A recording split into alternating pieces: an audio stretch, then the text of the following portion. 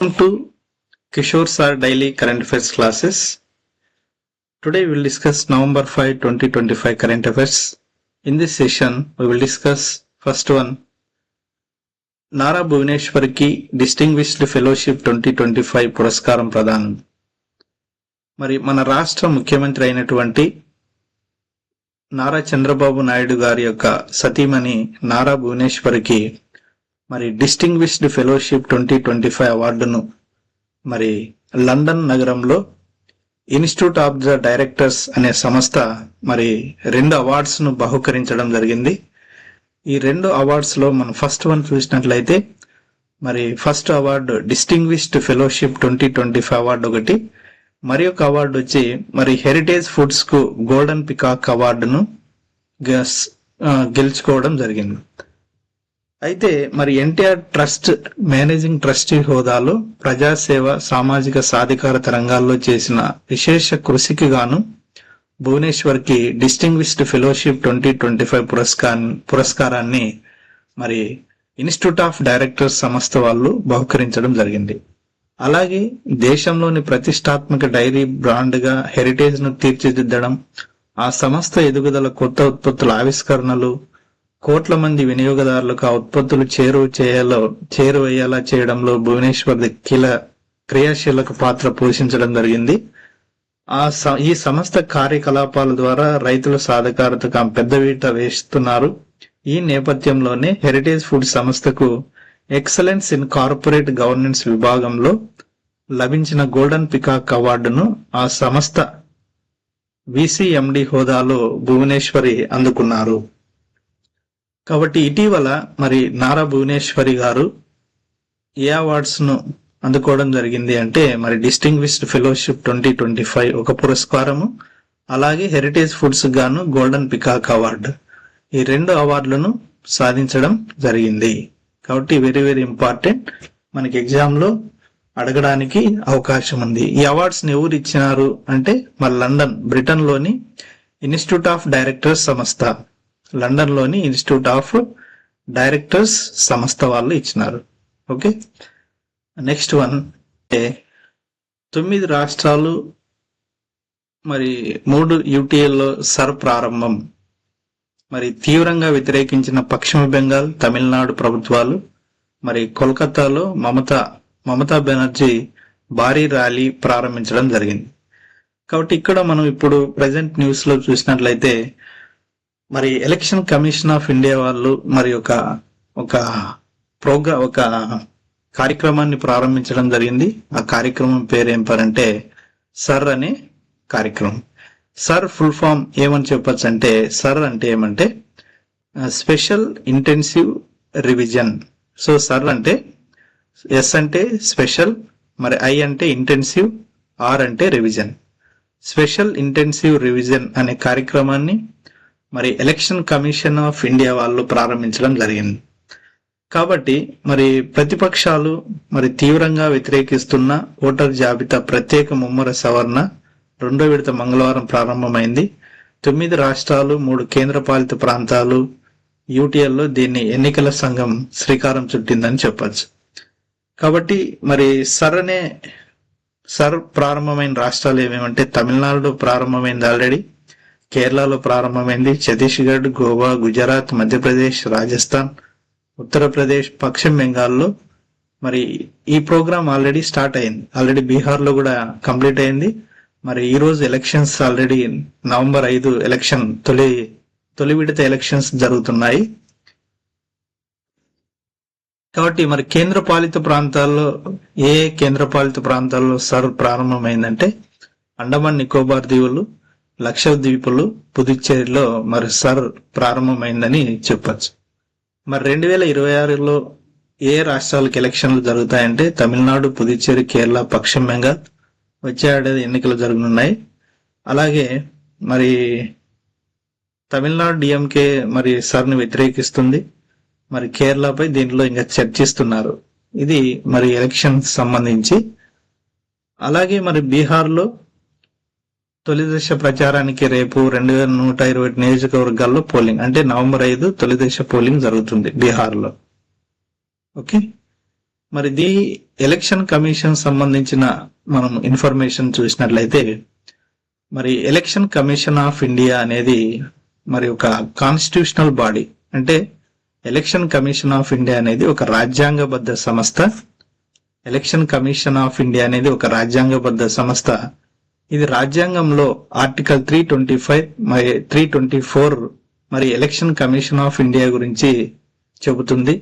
Election commission of India ఎట్లుండాలా, ఏకసభ్య దాని విధులేమి, మరి election commission of India elections మరి ఎవరికి కండక్ట్ చేయాలనే సంబంధించిన ఇన్ఫర్మేషన్ అంతా మనకి రాజ్యాంగంలో ఆర్టికల్ 324లో చెబుతుంది. కాబట్టి ఎలక్షన్ కమిషన్ ఆఫ్ ఇండియా మరి రాష్ట్రాలకు ఎలక్షన్ జరుపుతుంది. అలాగే మరి ఎమ్మెల్యే స్థానాలకు, ఎంపీ స్థానాలకు, తర్వాత ప్రెసిడెంట్ రాష్ట్రపతి స్థానాలకు కూడా మరి election commission of India election జరుపుతుంది.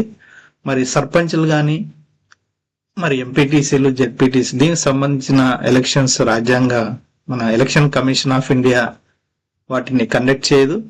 దానికి సపరేట్ ఒక ఎలక్షన్ ఒక ప్రభుత్వ అధినేత మరి సర్పంచ్ ఎలక్షన్స్ ని కండక్ట్ చేస్తారు. రాష్ట్ర ప్రభుత్వమే ఆ ఎలక్షన్స్ ని కండక్ట్ చేసుకుంటుంది. మరి ఎలక్షన్ కమిషన్ ఆఫ్ ఇండియా మన మనకి ఇండిపెండెన్స్ వచ్చినప్పుడు ఎలక్షన్ కమిషన్ ఆఫ్ ఇండియా అనేది ఏకసభ్య కమిషన్ గా ఉండేది. తర్వాత మరి రాజీవ్ గాంధీ ప్రధానమంత్రిగా ఉన్నప్పుడు మరి అది త్రిసభ్య కమిషన్ గా మారింది. మరి టిఎన్ శేషన్ యొక్క రిపోర్ట్ ని బేస్ చేసుకొని మరి ప్రస్తుతం మనకి ఎలక్షన్ కమిషన్ ఆఫ్ ఇండియా అనేది త్రిసభ్య కమిషన్ గా ఉంది. అంటే ఎలక్షన్ కమిషన్ ఆఫ్ ఇండియాలో 3 వ్యక్తులు ఉంటారు. అంటే 3 అంటే ఎవరంటే 1+2 ఒకరు చీఫ్ ఎలక్షన్ కమిషనర్ ఉంటారు, మిగతా 2 మెంబర్స్ ఎలక్షన్ కమిషనర్స్ గా ఉంటారు. మరి ఆ 3 మనం ఇక్కడ ప్రస్తుతం ఆ 3 మెంబర్స్ ని చూసినట్లయితే ప్రస్తుతం చీఫ్ ఎలక్షన్ కమిషన్ ఎవరు అని అడుగుతారు. ప్రస్తుతం చీఫ్ ఎలక్షన్ కమిషనర్ ఎవరంటే శ్రీ జ్ఞానేష్ కుమార్ అని చెప్పాలి. జ్ఞానేష్ కుమార్. సో జ్ఞానేష్ కుమార్ అనే ఆయన ఫస్ట్ చీఫ్ ఎలక్షన్ కమిషనర్. అలాగే మిగతా 2 మెంబర్స్ ఎవరెవరంటే డాక్టర్ సుఖబీర్ సింగ్ సంధు, అలాగే ఇంకొక మెంబర్ వచ్చి వివేక్ జోషి.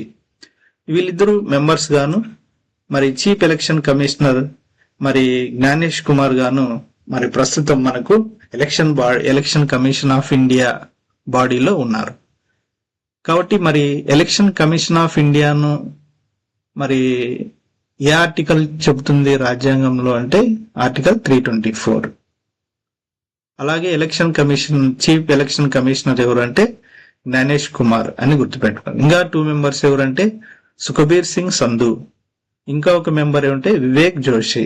ఈ 3 మెంబర్స్ ప్రస్తుతం ఎలక్షన్ కమిషన్ ఆఫ్ ఇండియా బాడీలో మెంబర్స్ గా ఉన్నారు.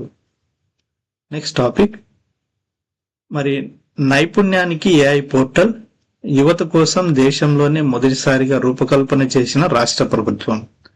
మరి సామర్థ్యాల అంచనా, లోపాలు తెలుసుకునే అవకాశం, కంపెనీల ఖాళీలు, నిరుద్యోగుల సమాచారము అనుసంధానము, విశాఖలో జరగనున్న భాగస్వామ్య సదస్సులో ఆవిష్కరణ. అండ్ మన రాష్ట్ర ప్రభుత్వము నిరుద్యోగులకు వారి నైపుణ్యాన్ని, వారి యొక్క స్కిల్స్ ను మరి ఏఐ పోర్టల్లో అప్లోడ్ చేసుకోవడానికి మరి మన రాష్ట్ర ప్రభుత్వం ఒక ఏఐ పోర్టల్ ను ప్రారంభించింది.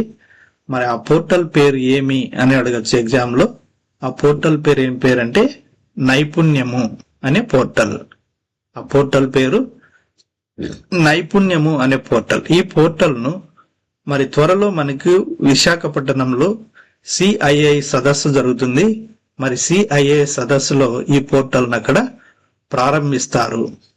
ప్రారంభిస్తామని ఇక న్యూస్ లో రావడం జరిగింది. ఇది దీనికి సంబంధించి. మరి నెక్స్ట్ క్యూఎస్ ఆసియా టాప్ 100 లో 5 ఐఐటీలు. మరి క్యూఎస్ అనేది ఇక్కడ మన ప్రపంచంలో ఉన్న ఉన్నత విద్యా సంస్థలకు ర్యాంకింగ్ ఇచ్చే ఒక సంస్థ ఇది. మరి ఇది లండన్ కేంద్రంగా పనిచేస్తుంది. క్యూఎస్ అనే ఒక సంస్థ.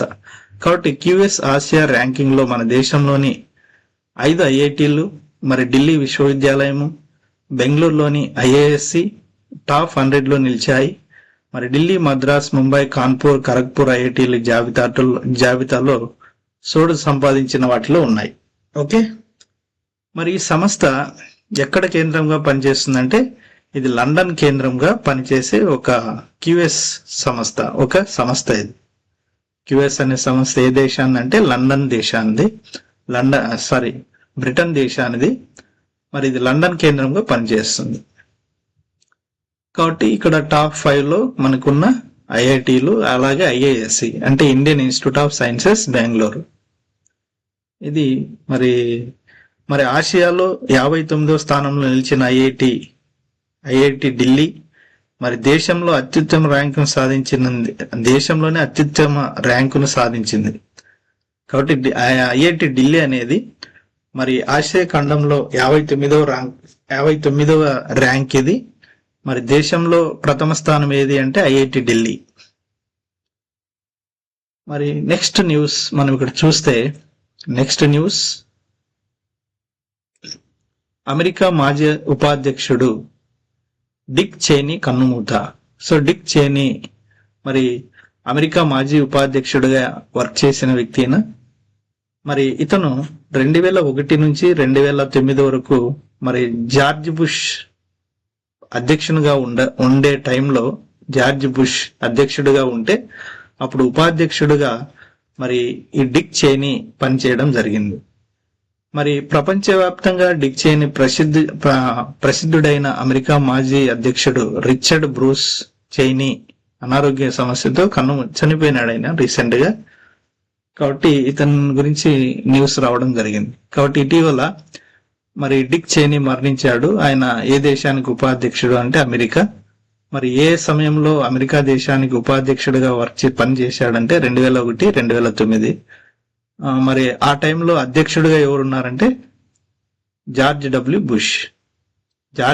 బుష్ అధ్యక్షుడు, డిక్ చేనీ మరి ఉపాధ్యక్షుడిగా వర్క్ చేయడం జరిగింది. ఓకే, ఇది దీనికి సంబంధించి నెక్స్ట్ న్యూస్. ప్రపంచంలో తదుపరి సూపర్ పవర్ గా భారత్, అంటే ప్రపంచంలోనే మరి అమెరికా, చైనాల తర్వాత మరి భారత్ సూపర్ పవర్ గా ఎదుగుతుంది అని ఫిన్లాండ్ అధ్యక్షుడైనటువంటి అలెగ్జాండర్ స్టబ్ చెప్పడం జరిగింది.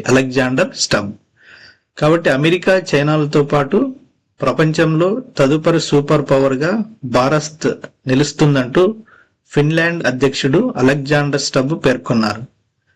కాబట్టి ఈ క్రమంలోనే ప్రపంచ శక్తిగా ఎదుగుతున్న భారత్ కు ఐక్యరాజ్య సమితి భద్రతా మండలిలో శాశ్వత సభ్యత్వం కల్పించకపోవడాన్ని తప్పుపట్టారు.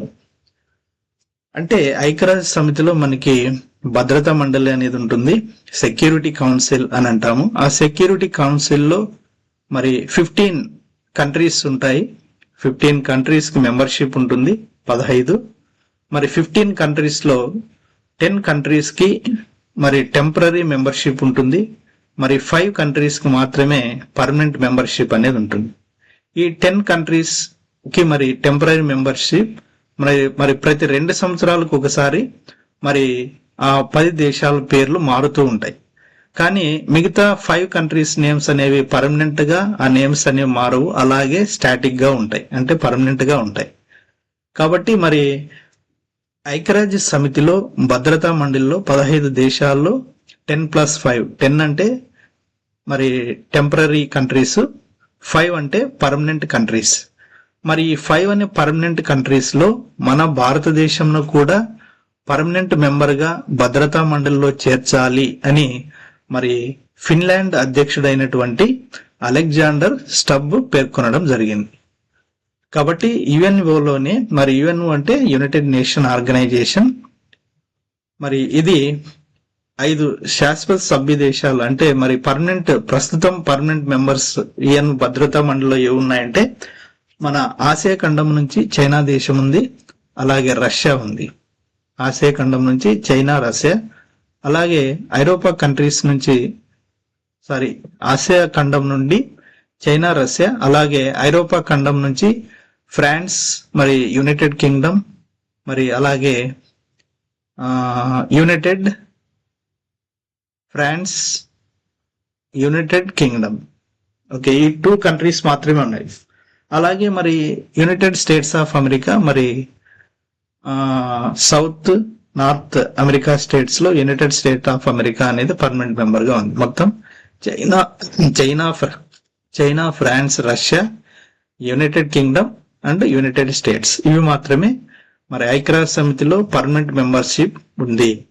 మరి 6th కంట్రీగా భారతదేశాన్ని కూడా మరి పర్మనెంట్ మెంబర్షిప్ ఇవ్వాలని ఫిన్లాండ్ అధ్యక్షుడు మరి సపోర్ట్ చేయడం, మన దేశానికి సపోర్ట్ చేయడం జరిగింది.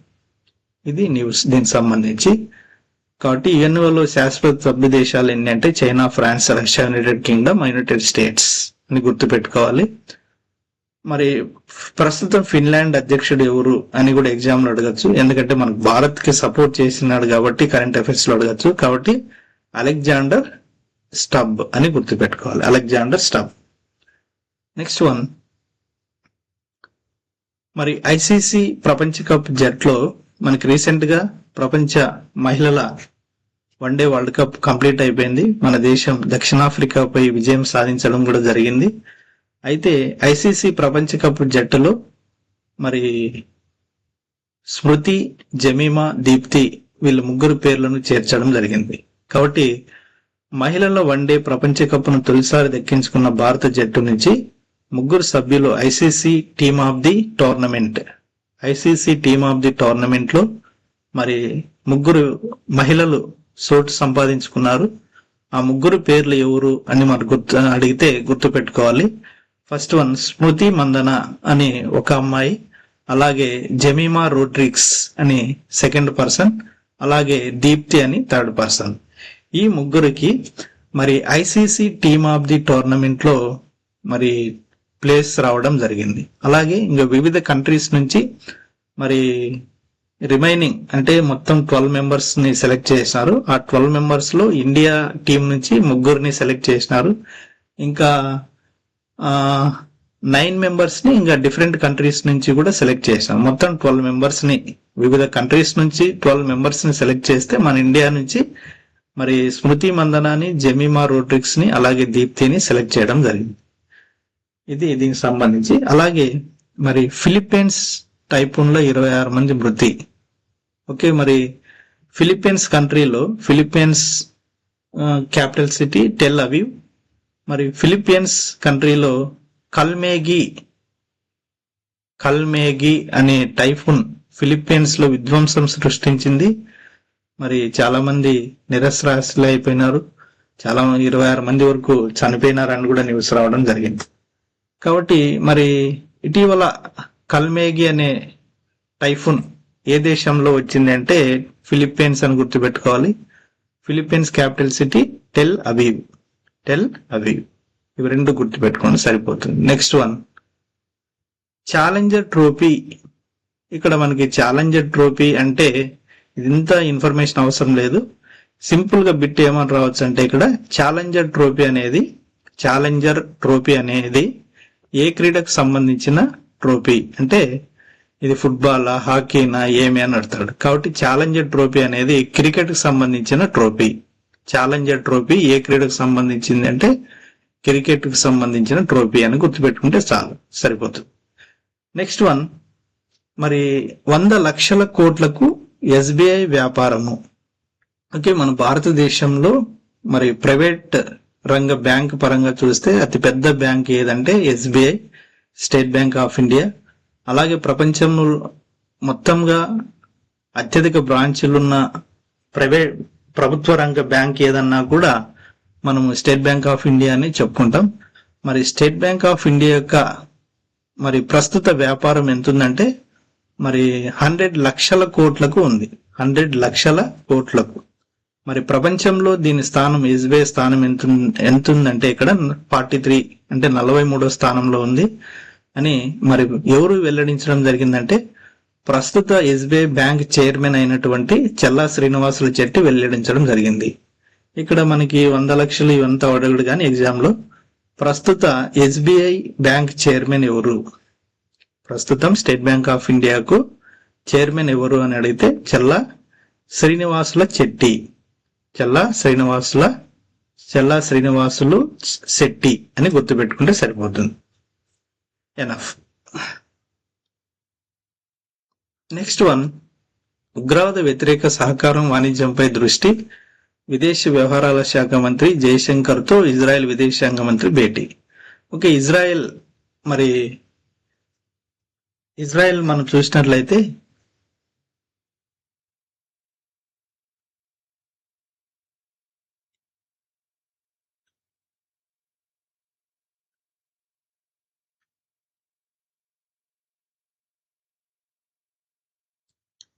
ఇక్కడ మనం ఇజ్రాయెల్ చూసినట్లయితే ఉగ్రవాద వ్యతిరేక సహకారం వాణిజ్యంపై దృష్టి అని ఉంది. మరి ఇజ్రాయెల్ రాజధాని వచ్చి ఇక్కడ మనం ఇజ్రాయెల్ క్యాపిటల్ సిటీ ఏమంటే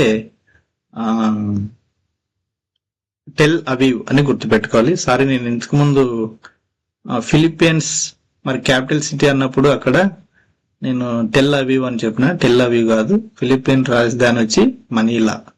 ఫిలిప్పీన్స్ రాజధాని వచ్చి మనీలా క్యాపిటల్ సిటీ. మరి ఇక్కడ ఇజ్రాయెల్ క్యాపిటల్ సిటీ ఏదంటే టెల్ అవీవ్. కాబట్టి భారత పర్యటనలో ఉన్న ఇజ్రాయెల్ విదేశాంగ మంత్రి గిడియన్ సార్ విదేశాంగ వ్యవహారాల శాఖ మంత్రి జయశంకర్ తో మీట్ అవ్వడం జరిగింది. కాబట్టి ఇజ్రాయెల్ అంటేనే మనకి చాలా డ్రోన్స్ గాని రక్షణ సంబంధమైన ఒప్పందాలు మన దేశం ఇజ్రాయెల్ తో చాలా స్నేహపూర్వకమైన సంబంధాన్ని కలిగి ఉందని చెప్పవచ్చు. అలాగే ఇక్కడ హిందూజా గ్రూప్ చైర్మన్ గోపీచంద్ కన్నుమూత. మరి హిందూజా గ్రూప్ కు చైర్మన్ గా ఉన్నటువంటి గోపీచంద్ మరణించడం జరిగింది. ఇది ఒక న్యూస్. నెక్స్ట్ వన్, మరి ప్రతి 40 రోజులకు ఒక కొత్త యుద్ధ నౌక అని ఎవరన్నారంటే మరి ప్రస్తుత నౌకాదళ అధిపతి అయినటువంటి అడ్మిరల్ దినేష్ కే త్రిపాఠి ప్రకటించడం జరిగింది. ఓకే, ప్రతి 40 రోజులకు ఒక యుద్ధ నౌక. ఓకే, మనకి ఎగ్జామ్ లో సింపుల్ గా అడతాడు, ప్రస్తుత నౌకాదళ అధిపతి అయినట్టు ప్రస్తుత నౌకాదళ అడ్మిరల్ ఎవరు అంటే మరి దినేష్ కే త్రిపాఠి అని గుర్తుపెట్టుకోవాలి. దినేష్ కే త్రిపాఠి సరిపోతుంది. ఈ న్యూస్ లో ఈ బిట్ ఈ విధంగా అడగడానికి అవకాశం ఉంది. నెక్స్ట్ వన్, 3వ భారీ ఎకానమీగా మరి త్వరలో మనం సాధిస్తాము అని మన ఫైనాన్స్ మినిస్టర్ అయినటువంటి నిర్మలా సీతారామన్ గారు తెలియజేయడం జరిగింది. ఓకే, ప్రస్తుత ఫైనాన్స్ మినిస్టర్ ఎవరు అని అంటే నిర్మలా సీతారామన్. మన cabinet finance minister, central finance minister ఎవరంటే నిర్మలా సీతారామన్. మరి స్టేట్ ఫైనాన్స్ మినిస్టర్ ఎవరంటే పయ్యావుల కేశవ్ గారు. ఈ విధంగా మనం గుర్తుపెట్టుకోవాలి. State finance minister Payyavula Keshav, మరి central finance minister Nirmala Sitharaman. ఈమె మరి మనము అంటే ప్రపంచంలో మనము ఎకానమీ పరంగా 3rd ప్లేస్ ఖచ్చితంగా త్వరలో సాధిస్తామని చెప్పడం జరిగింది. కాబట్టి ఇక్కడ చూస్తే అత్యంత వేగంగా ఎదుగుతున్న భారత ఆర్థిక వ్యవస్థ త్వరలో ప్రపంచంలోనే 3వ అతిపెద్ద ఎకానమీగా ఆవిర్భవిస్తుందని కేంద్ర ఆర్థిక మంత్రి నిర్మలా సీతారామన్ మరి ధీమా వ్యక్తం చేశారు. అంటే ప్రస్తుతం మనం ఇప్పుడు ప్రపంచంలోనే మరి ఎన్నో స్థానం ఎకానమీ పరంగా ప్రపంచంలో ఎకానమీ పరంగా ఎన్నో స్థానంలో ఉన్నాం అంటే 5th ప్లేస్ లో ఉన్నాం. 5th అంటే first one America, second one China, మరి third one Japan, 4th one Germany, 5th one India. కాబట్టి మనం ఇప్పుడు ఇండియా 5th ప్లేస్ లో ఉన్నాం. ప్రపంచంలో అతిపెద్ద ఆర్థిక వ్యవస్థ పరంగా చూసినట్లయితే ఫస్ట్ అమెరికా, చైనా, తర్వాత జపాన్, తర్వాత జర్మనీ, తర్వాత ఇండియా. కాబట్టి ఇప్పుడు మనం 5th ప్లేస్ నుంచి నెక్స్ట్ మనము 3rd ప్లేస్ అంటే ఏమి, జర్మనీని బీట్ చేస్తాము, జపాన్ ని బీట్ చేసి జర్మనీ జపాన్ ని మనం కిందకి లాగేసి కిందకి వచ్చి మనము జపాన్ 3rd ప్లేస్ లో ఉన్న జపాన్ ను కూడా కిందకి నెట్టేసి మనం 3rd ప్లేస్ కి వెళ్తామని మరి నిర్మలా సీతారామన్ గారు ఇక్కడ తెలియజేయడం జరిగింది. కాబట్టి ప్రపంచ ఆర్థిక వ్యవస్థ పరంగా ప్రస్తుతం మన దేశం 5వ స్థానంలో ఉంది. మరి ఫస్ట్ 3, 4 అన్ని కూడా గుర్తు పెట్టుకోవాలి. America, China, Japan, Germany, India. Next one, డిసెంబర్లో ఏపీ ఛాంబర్స్ బిజినెస్ ఎక్స్ప్లో. మరి డిసెంబర్ 12 నుంచి 14వ తేదీ వరకు మరి ఏపీ ఛాంబర్స్ బిజినెస్ ఎక్స్పో 2025ను నిర్వహిస్తున్నట్లు ఏపీ ఛాంబర్స్ అధ్యక్షుడు పొట్లూరు భాస్కర్రావు తెలియజేయడం జరిగింది. కాబట్టి ఏపీ ఛాంబర్స్ బిజినెస్ ఎక్స్పో ఎక్కడ జరుగుతుందంటే విజయవాడ. ఓకే, చాలా సరిపోతుంది. నెక్స్ట్, నా బెంచ్ను తప్పించుకునే ఎత్తుగడ అని ఇక్కడ మరి కేంద్రంపై మన సుప్రీంకోర్టు సీజే అయినటువంటి జస్టిస్ బిఆర్ గవాయ్ గారు ఆగ్రహం వ్యక్తం చేయడం జరిగింది. ఎందుకంటే కేంద్ర ప్రభుత్వం తన ధర్మాసనం నుంచి తప్పించుకోవాలని చూస్తుందని సుప్రీంకోర్టు ప్రధాన న్యాయమూర్తి జస్టిస్ బిఆర్ గవాయ్ వ్యాఖ్యానించారు. కేసు తుది వాదనలు వినడానికి సిద్ధమైన తర్వాత మరి కేంద్ర ప్రభుత్వం 5 సభ్యుల విస్తృత ధర్మాసన విచారణ కోరడాన్ని తీవ్రంగా తప్పుపట్టారు.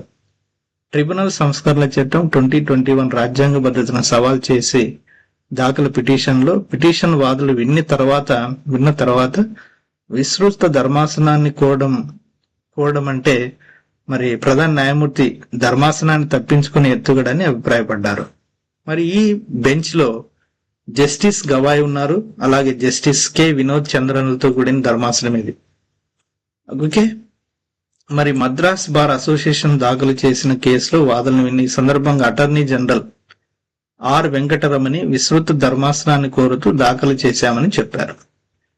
కాబట్టి ఇక్కడ ఈ న్యూస్ లో మనం చూసినట్లయితే ప్రస్తుత సుప్రీంకోర్టు మరి ప్రధాన న్యాయమూర్తి ఎవరు అంటే జస్టిస్ బిఆర్ గవాయ్. మరి జస్టిస్ బిఆర్ గవాయ్ ఎన్నో ప్రధాన న్యాయమూర్తి అంటే 52వ ప్రధాన న్యాయమూర్తి. మరి నెక్స్ట్ త్వరలో మనకు 53వ ప్రధాన న్యాయమూర్తి మరి సూర్యకాంత్ త్వరలో నియామకం జరుగుతుంది. త్వరలో మరి ఛార్జ్ తీసుకుంటాడు సుప్రీంకోర్టు ప్రధాన న్యాయమూర్తిగా. ప్రస్తుతం ఉన్న బిఆర్ గవాయ్ అయితే మరి 52వ ప్రధాన న్యాయమూర్తి. ఒకవేళ సూర్యకాంత్ వచ్చినట్లయితే 53వ ప్రధాన న్యాయమూర్తిగా చెప్పచ్చు. ఇది ఈ న్యూస్ కి సంబంధించిన ఇన్ఫర్మేషన్. రాజ్యాంగానికి సంబంధించిన ఒక పదవి ఇది. కాబట్టి ప్రస్తుత అటార్నీ జనరల్ ఎవరు అంటే ఆర్ వెంకటరమణి అని గుర్తుపెట్టుకోవాలి. Very very important. కాబట్టి ప్రస్తుత అటార్నీ జనరల్ ఎవరు అంటే ఆర్ వెంకటరమణి. ఇది ఒక రాజ్యాంగబద్ధమైన పదవి అని గుర్తుపెట్టుకోవాలి. ఓకే, ఇక్కడ ఇక్షక్ నౌకాదళానికి రక్షక్ అంటే మన దేశంలో తొలిసారిగా నేవల్ షిప్ లో మహిళా సైలర్స్ కు ప్రత్యేక వసతులు కల్పించడం జరిగింది. మరి తద్వారా తొలి జెండర్ ఇంక్లూజివ్ సర్వే నౌకగా గుర్తింపు పొందింది. ఏది? ఇక్షక్ అనే నౌక.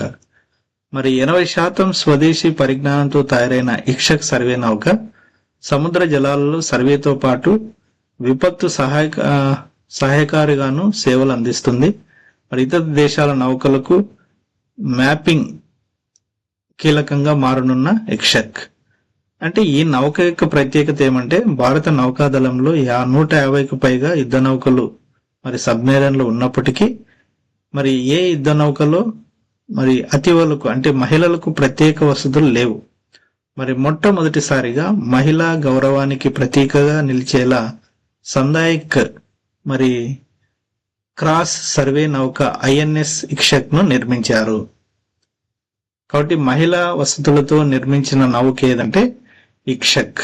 ఇది నవంబర్ 6వ తారీఖున మరి కోచిన్ పోర్టు నుంచి ఇది ప్రారంభించడం జరుగుతుంది. ఆత్మ నిర్భర్ భారత్ లో భాగంగా ప్రత్యేకమైన మరి మహిళలకు ప్రత్యేకమైన వసతులను కల్పించిన నౌక ఏది అంటే ఇక్షక్ అనే నౌక. Okay, very very important. దీన్ని ఎగ్జామ్ లో అడగడానికి అవకాశం ఉంది. ఓకే, ఇవి మరి నవంబర్ 5వ తారీఖు సంబంధించిన కరెంట్ అఫైర్స్ గా మనము గుర్తుపెట్టుకోవాలి. Okay, thank you very much.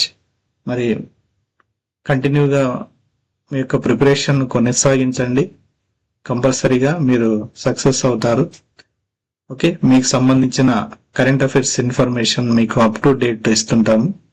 మరి థ్యాంక్ యూ వెరీ మచ్.